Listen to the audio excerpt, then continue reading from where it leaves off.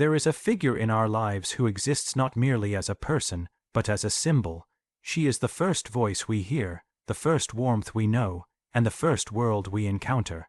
That figure is Mom, but the truth about Mom runs far deeper than biology, far deeper than memory. She is not just a woman. She is the vessel of the unconscious, the embodiment of the primordial feminine, and the first mirror of the soul. Before the world had form, before language, before time, there was her. The one who carried you not just in flesh but in being. Long before you knew what a world was, before you had a single conscious thought, you lived entirely within another. She was the container of your earliest existence. Her heartbeat was the first rhythm you ever heard, her breath the first wind, her body the first geography. In the womb, you did not yet know yourself as separate, you did not know you at all. There was only total union, pure presence wrapped in warmth, sound, and pulse. This is why we say she is the first universe, not in metaphor but in psychic truth. In her, you experience the world as an all-encompassing whole. She was food, shelter, safety. She was the law of gravity. She was the measure of time and every sensation. Her voice, her movement, even her emotion, rippled through you as if they were your own. You were not apart from her, you were her and she was you. And this primal condition does not vanish with birth. After you emerged from her body, the illusion of separation began, but only gradually. As an infant, your eyes searched for her face as if it were the sun. You cried not only from hunger, but from the terror of being disconnected from the universe that once held you completely. She remained the axis around which your world spun. Her presence, or absence, meant everything. Even now, long into adulthood, a part of your unconscious still carries that imprint. The way you relate to others, to your environment, even to your own inner world, is shaped by this first formless experience. The sense of home, of wholeness, of being held or abandoned, begins with her. She was the world before you had a world. She was the self before you knew you had a self. So when we say Mom is the first universe, we are not simply speaking poetically. We are touching upon a foundational psychic truth, that our earliest experience of life was mediated through her body, her breath, her being. And that experience remains with us beneath our thoughts, behind our behaviors, woven into the core of our emotional lives. To understand this is not to idolize or idealize her. It is to recognize the sheer magnitude of her role, not merely as a parent, but as the original environment of our soul. In understanding this, we take a step not only toward healing, but toward integration. Because to know where we come from is the first step to knowing who we are becoming. She is the nurturer, the giver of life, the one who holds and soothes, but she is also the first authority, the first to say no, the first to show us that love has limits and care has conditions. In our earliest encounters with her, we meet both safety and danger, both presence and absence, both acceptance and rejection. And it is through this paradox that we begin to understand the complexity of the human soul. She is not just the warm embrace. She is also the hand that withdraws. She is not only comfort. She is confrontation. In her, we first glimpse the dual nature of existence, where love and fear often come hand in hand. We often idealize the mother, placing her on a pedestal as the sacred caregiver, the one who gives all without asking anything in return. But in truth, she is human, and her shadow is just as real as her light.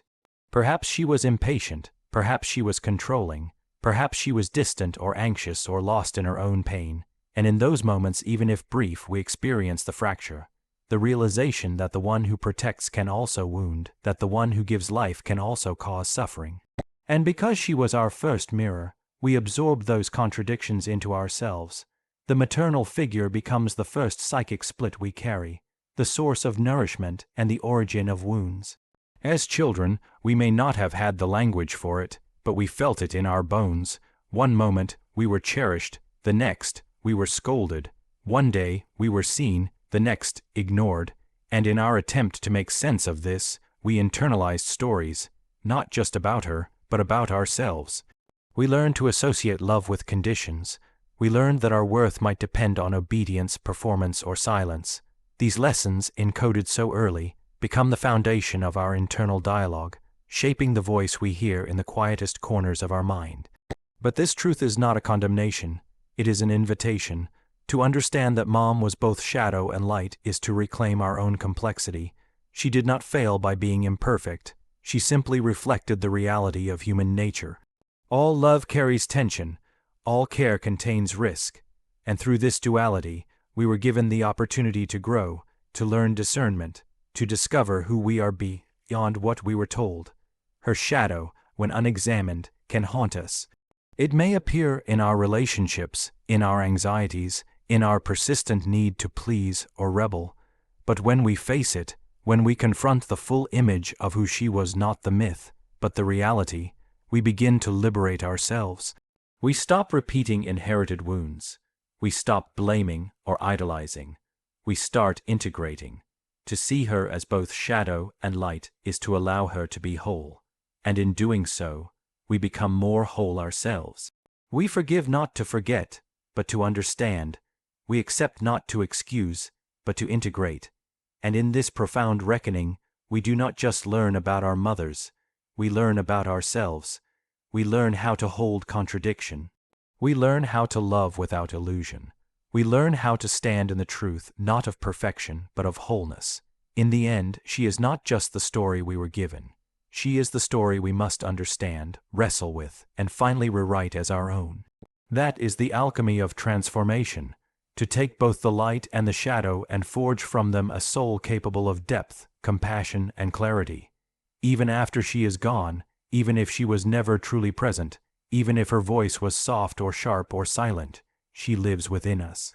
Not just as a memory, not just in photographs or fleeting recollections, but as a psychic presence woven into the architecture of our inner world. Her influence does not fade with time. It settles in, takes shape, and becomes part of the very way we see ourselves and engage with life. As children, we do not know how to differentiate between external voices and internal truths. The things she said, whether in love or in anger, become the narratives that echo in our minds. If she told us we were beautiful, we carry that light. If she told us we were a burden, we carry that shadow. And even when she said nothing at all, the silence itself becomes a message, a haunting absence that shapes our longing. Her gaze, her tone, her expectations, they imprint themselves on the soul. We hear her when we make decisions, when we doubt ourselves, when we stand in front of a mirror, or sit alone with our thoughts. Her voice may whisper encouragement or criticism. It may tell us to be careful, to be perfect, to hide our feelings, to strive endlessly. Sometimes we obey her voice long after we've grown without realizing it. Sometimes we rebel against it, thinking we are free while still being bound by its ghost. This internal mother becomes a kind of inner compass, sometimes guiding, sometimes misleading. The danger is not in her presence, but in the lack of awareness of it. When we do not see how deeply she lives in us, we mistake her voice for our own. We chase dreams that are not ours, avoid paths out of inherited fear, or replay the emotional patterns she modeled for us. We live her unfinished story, mistaking it for our destiny, but this inner presence can also become a source of profound wisdom. The same mother who wounded may also have taught resilience. The same one who criticized may have modeled strength. The internalized mother is not fixed, she evolves as we evolve. We have the power to revisit that inner relationship and transform it, not by erasing the past, but by reinterpreting it through the eyes of a mature and conscious self. To do this is to undertake an inner initiation. It is to sit with the image of her, not the literal mother, but the symbolic one, and ask, what part of me still seeks her approval? What part of me still fears her judgment? What wounds have I inherited? What wisdom, too? In facing these questions with honesty, we begin to separate what belongs to her from what belongs to us. We begin to mother ourselves in a new way.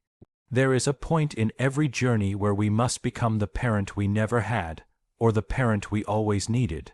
We must offer ourselves the care, the forgiveness, the discipline, the love that was either given imperfectly or withheld entirely. In doing so, we do not betray her, we transcend her, we honor her humanity by embracing our own. The mother within us is not just a remnant of the past, she is a living force in the present. She can be reimagined, rewritten, renewed. She can become an ally instead of a critic, a guide instead of a ghost, but only if we do the work of awareness, only if we are brave enough to listen to her voice and ask, is this really her? Or is it now mine? In the depths of our being, where our choices are born and our identities are shaped, she lingers, and it is there, in that sacred inner space, that we must meet her, not to relive the past, but to reclaim our future. Because only when we recognize that she lives within us do we begin the true work of becoming ourselves. The mother is far more than a person. She is far more than your personal history with the woman who raised you, birthed you, or perhaps even abandoned you. She is not just an individual with a name, a face, and a set of behaviors. She is a force, a symbol, a universal pattern etched into the deepest layers of the human psyche. The mother is archetype, an ancient, eternal presence that has appeared across all cultures, all myths, all dreams. She is both deeply personal and profoundly impersonal. She is yours, and she is everyone's. To view the mother only as an identity is to limit her to a single human story. But when you look more deeply, into myth, into dream, into the architecture of the unconscious, you begin to see that she is everywhere. She is Gaia, the earth that nourishes and swallows. She is Demeter, morning and life, giving. She is Isis, piecing the world back together. She is Mary, holding the sacred child. She is Kali, dancing in destruction so that new life may rise. These are not mere stories. They are mirrors of something buried deep within us all. The Great Mother, the source of creation and dissolution, the beginning and the end. And so, your relationship with your own mother, no matter how intimate or painful, is only one thread in a much vaster tapestry. She is the first portal through which you encounter the archetype, but she is not the entirety of it. That is why the wounds from mother run so deep. They are not just personal injuries, they are mythic fractures. They strike at something fundamental, something beyond words, something sacred. And likewise, the love, the longing, the awe we feel toward mother figures are not merely about one woman. They are about the soul's yearning for wholeness, origin, and return. The archetype of the mother shows up in more than just our thoughts about women. It appears in the way we relate to nature, to food, to creativity, to home, to our own bodies. It emerges in the way we seek comfort when the world is harsh, and in the way we fear being consumed or controlled when something feels too overwhelming. When we feel nurtured, we feel her. When we feel smothered, we feel her too. This archetype is not only generous, it can be terrifying. The same force that creates can also destroy. The mother gives life, but she also holds the power of withdrawal. She can be the abyss as much as she is the womb. To awaken to this archetype is to realize that many of your emotional patterns are not simply habits or personal flaws. They are archetypal energies moving through you. Your craving for approval, your fear of abandonment, your need for connection, your resistance to control, these are not isolated traits. They are ways in which you are responding to the mother within, the mother who exists in the collective unconscious, shaping your inner world. But archetypes do not control us unless we remain unaware of them. Once we see them for what they are, eternal patterns, not fixed identities, we gain the ability to interact with them, to learn from them, and to transform them. We can ask, what part of me is reacting to the devouring mother? What part of me is longing for the nurturing mother? Where am I projecting the archetype onto people in my life who cannot hold its weight? When you take back the projection, when you stop expecting one human being to embody the infinite, you begin to reclaim your power. You stop looking outward for the divine mother, and you start developing her within. You learn to nurture yourself, to protect yourself, to set limits, to allow creativity to flow through you without fear. You become an expression of the archetype, not a victim of it. In this way, the archetype of the mother becomes a path of transformation. She leads you inward into your own depths. She shows you your vulnerability, your need, your tenderness, your rage. But she also shows you your capacity to hold life, to grow, to create, to become. She is not just history. She is destiny. Not just memory, but myth. And in recognizing her in this larger form, you begin to understand that to be human is to carry the mother within, not as an echo of the past, but as a living symbol of what you are always becoming. To know the mother is to step into the most ancient and intimate chamber of your own soul. She is not just someone you once depended on. She is the foundation upon which your emotional world was first built. Your first experiences of being held or being neglected, of being seen or being overlooked, of being loved or being judged, all of these came through her. Whether her touch was gentle or absent, whether her gaze was warm or cold, it left an impression not just on your heart, but on your identity. And to this day, that impression silently shapes the way you relate to yourself, to others, and to life itself. She is the first relationship. Before you could speak, before you could reason, you felt her. Your nervous system adapted to her presence. If she was stable, you learned to feel safe. If she was anxious, distant, or volatile, you learned to walk on emotional eggshells. And whatever you learned, you did not question it. You internalized it as reality. This is how the world is. This is how love feels. This is who I am. These unconscious messages became the architecture of your sense of self. And so, to know her, not just as a person, but as a force within you, is to begin the process of remembering who you were before you were shaped. Not to erase what was, but to understand it. To untangle the inherited patterns from the essence of your soul. Because long before you were a name, a role, a list of achievements or failures, you were a consciousness, a being forming its earliest definitions of existence through her. Perhaps she taught you that love must be earned, that silence is safety, that vulnerability is dangerous. Perhaps she loved you deeply but could not express it. Perhaps she gave you everything but lost herself in the process. Or perhaps she never knew how to love at all and left you searching for a mother in every face you've ever met. Whatever your story, the truth is this. Your understanding of her is tied to your understanding of yourself. And until that bond is explored, you will always be dancing with shadows, repeating old patterns, chasing old ghosts, mistaking the past for the present. To know the mother is not to blame her. It is not to reduce her to her mistakes or idealize her for her strengths. It is to see her as she truly is, a human being, shaped by her own wounds, carrying her own unfinished stories. And when you can hold her complexity with honesty and compassion, you begin to do the same for yourself.